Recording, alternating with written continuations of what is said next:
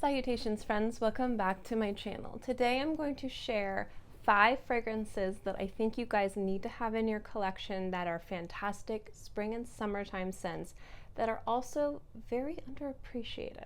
So if you'd like to know what those fragrances are, then keep watching. If I have reviews of any of these fragrances, I will link them below. And I tried to choose a range of fragrances that weren't crazy expensive, that were a little bit more accessible, but also had a nice mix of different types of smells. So not just florals, not just freshies, but since there are 5, I don't know why I was gonna go like this, since there are 5, there isn't too many. Now the first one I wanted to talk about is more of a summertime scent, but it also works really nice in the spring too. It's from Erin, it's Hibiscus Palm. This to me is summertime in a bottle, but not in that citrusy, sunshiny scent. This is a beautiful floral fragrance. It's creamy, it's decadent, it's delicious, and it has that kind of tropical vibe to it that a lot of people I've noticed have really been searching for, and it just smells really gorgeous on the skin. I like that it doesn't smell like it has a sunscreen note in it, but if you do enjoy sunscreen, beachy, floral fragrances, and you want something that's a little bit more sophisticated and chic, this is a beautiful fragrance. And I just find the House of Erin to be one of the designer houses that is on the underappreciated side, but it is a gorgeous house, and all of their fragrances are very wearable and also very complimentary. So this is an excellent one to add to your collection. You are looking for a floral for spring and also a beautiful scent that will work in the summer, and you like rose. I do love Isia from Sicily. I know when this first came out, a lot of people were really talking about it. This was really hyped, and I think over the years, since so many rose fragrances come out, I think that whatever current favorite designer rose scent is in the forefront, it gets kind of thrown in the back, but Isia is still a beautiful scent. And I think that Sicily as a house obviously is known for their super expensive beauty items specifically. I think they're more known for their skincare than their makeup, although their makeup can be nice. Their fragrances are actually really beautiful. And Isia, I think they are really known for this fragrance and their flankers. But that doesn't mean that everybody knows about their fragrances. And what I like about this specifically is that this is a beautiful rose, but there's a lightness and a freshness to this, but there's also a sweetness and a nice aromatic quality to this as well.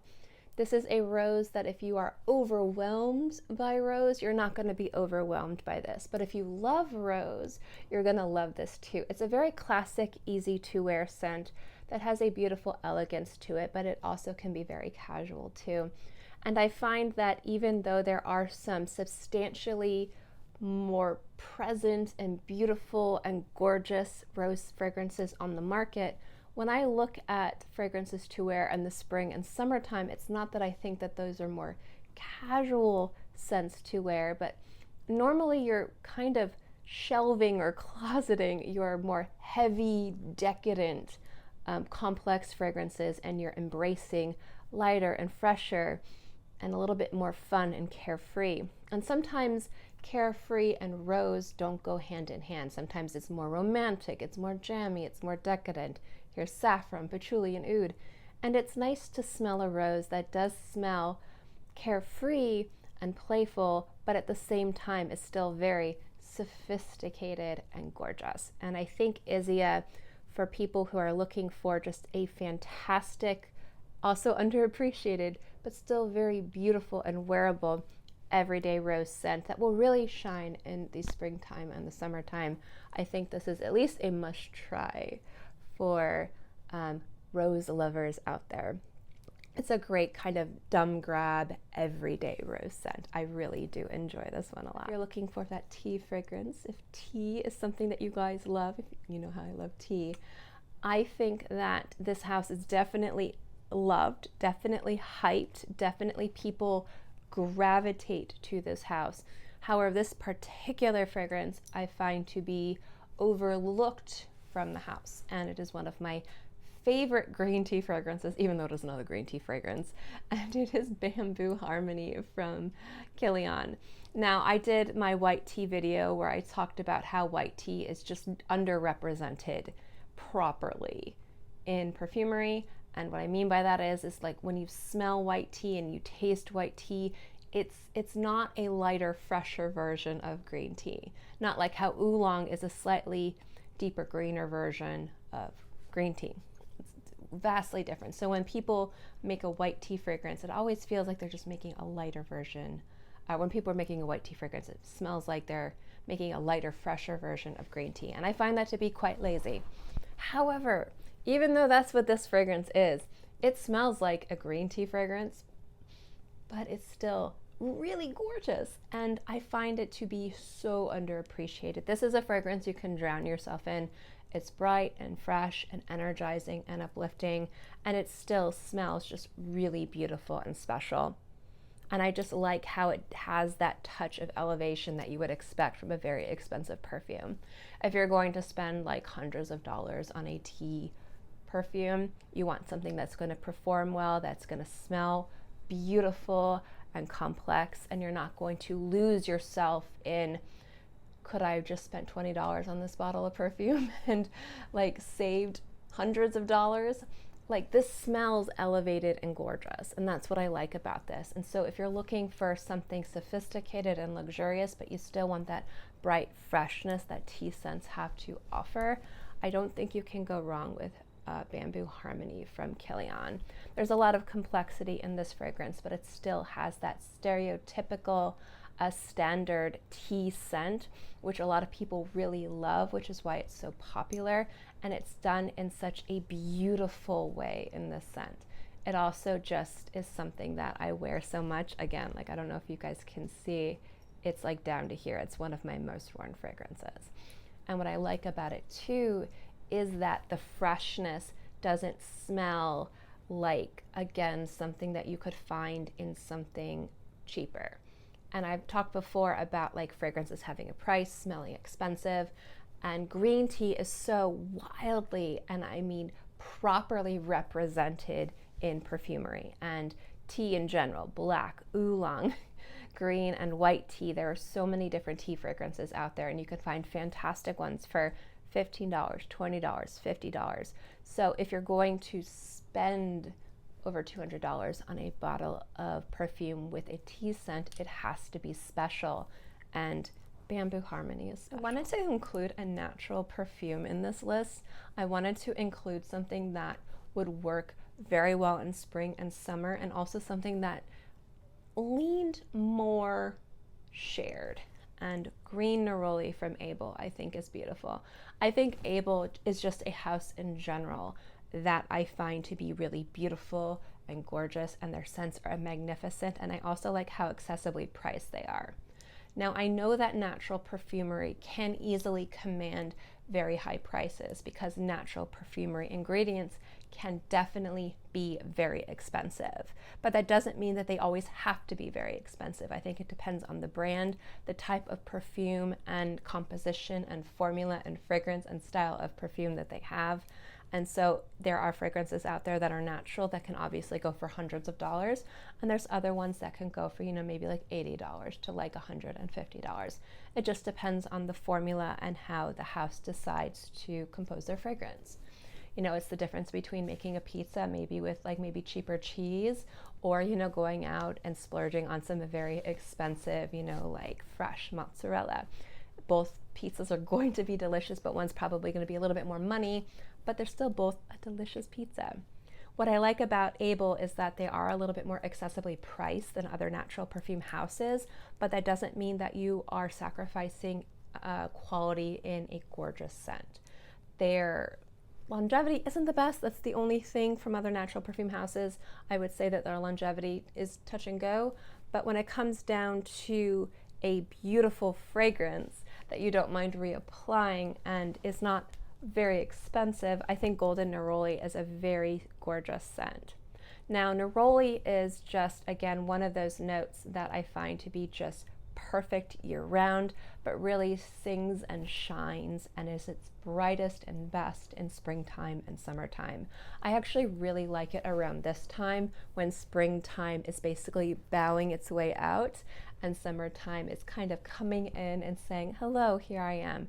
It's when the weather can be most ideal.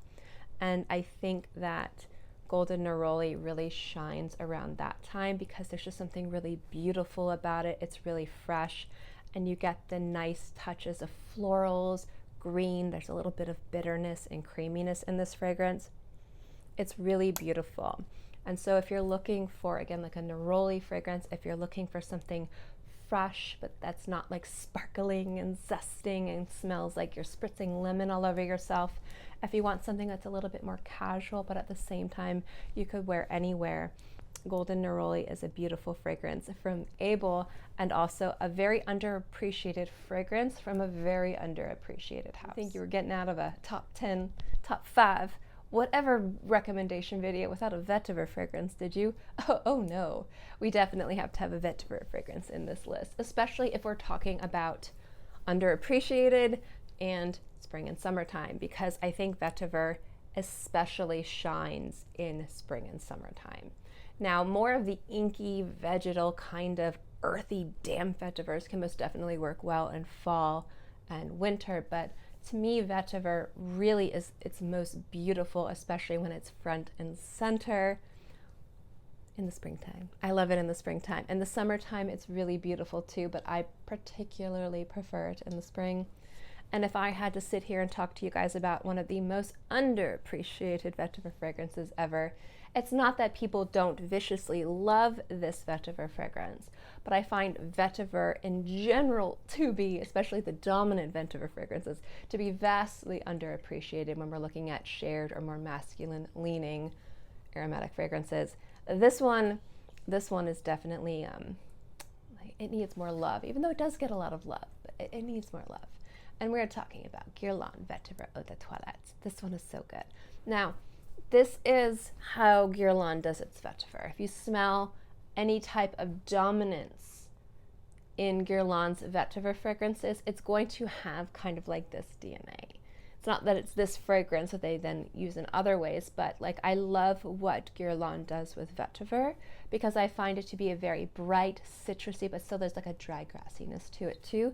It's a beautiful way to represent Vetiver in a way that's very easy to wear and definitely shines its best in spring and summertime. It's very wearable, it's very easy, but it's still very beautiful.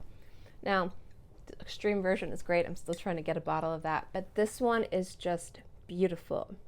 And what I also like about this fragrance is you can layer it with like anything. Obviously it's gorgeous, but it just smells so perfect on the skin. So if you're looking for a more masculine or shared scent that maybe doesn't have florals, but you do want something aromatic and grassy and bright and citrusy, but again, not like squeezing a lemon all over your body, Vetiver from Guerlain is absolutely gorgeous. You can wear it anywhere, anytime. It's so good, and it is such a great way to celebrate spring and summer, especially if you prefer, again, more of a shared experience. I know a lot of people love woody aromatic fragrances. I myself love smelling like trees, but there's something about smelling like bright green, maybe almost slightly sunburned grass, and in a way that smells not literal, but more kind of conceptual. And this does it in such a beautiful way. And it's so gorgeous and it's so sexy on the skin without being too much. It's done in a way that's just absolutely beautiful. It's, in my honest opinion, and this is gonna sound like, what girl? One of the best fragrances Guerlain has ever come out with. And I mean, we're talking about a house that has some of the most classic fragrances out there, has some of the most heavy-hitting fragrances out there. But when I think about what a good fragrance is, a best fragrance is, we're not just talking about memorability or artistry. We're also talking about wearability. Like, fragrances are supposed to be worn. And some of the fragrances that Guerlain comes out with can't be worn by everybody. And it's not that people, you know, can't. It's that sometimes they might be too strong. Sometimes they might not work in different environments. Sometimes the complexity is too much for people like that, like minimalistic fragrances. There's something about Guerlain's scents that can be very polarizing to people, and it can be true for every house. But there's something about Vetiver. Unless somebody doesn't like Vetiver, I find that this can be one of the more wearable fragrances for Guerlain for most people, and also something that's so beautifully done and so properly represented that I find this to be one of the more successful fragrances from the house of Guerlain. And again, I think, and I know a lot of people are going to disagree with me, but that's just what I think. But I also find it to be one of the more wildly underappreciated fragrances from the house, and also one that I think people should at least try. Maybe just get a decant of it, or small, you know, get a decant of it. It's definitely worth having in your collection. I think it's a need for people who enjoy vetiver fragrances or aromatic fragrances, and definitely a must-have for spring and summer. Anyway, guys, those are my picks. I hope you enjoyed it. I love to know what 5 fragrances or what other fragrances out there you guys think are underappreciated and also like need to have or must try for spring and summer. Let me know in the comment section below. As always, guys, thank you so much for watching this video. I hope you enjoyed it, and I'll see you next time. Bye.